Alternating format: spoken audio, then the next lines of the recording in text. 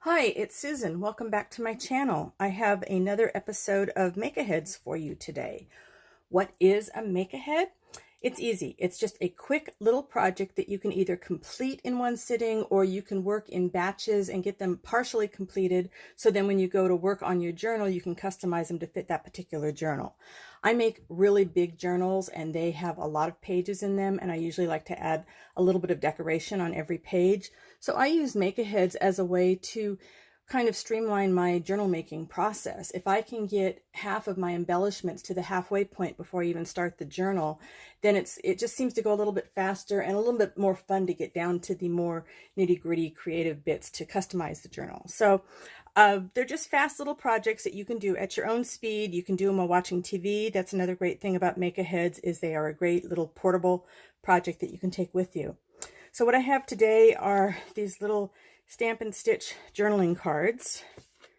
Cannot get much easier than that. We've all done lots of different kinds of journaling cards. These are designed to go inside the book. Let's see here. So here's the journal I'm working on. So I might put this one in like this, glue it to the page, and then you could open it up, write in it, and then close it, and nobody has to see what you've written.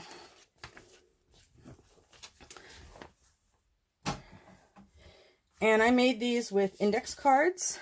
These are the oversized index cards. I just happened to find a bunch of these at the thrift store not long ago, and they're really thin, so they don't add a lot of bulk to the journal. I folded them in half, then I stamped on the front, and then I took some paper. This happens to be some handmade paper. It's got the fibers in it that you can still see through, and there's a lot of this kind of handmade paper out there. And I used a glue stick to hold it down on the cover, and then once that dried, I stitched around the cover a couple of times. And if you don't have this kind of paper, it's okay. It works great with, let's see, it works great with any of the lightweight material that you might be using for a flip. So see, you can still see through it. Certain kinds of lace would be really good. This, I think, was like part of a shower curtain, but it's really, really lightweight. If you had any kind of chiffon or scarf material that you can see through, you could probably do it with cheesecloth. You just have to pull it snug enough that you could still see the words through everything. And they can be as simple as you want. So this is just the card. You can see where I stitched around everything. And then I just tied a little fiber on there.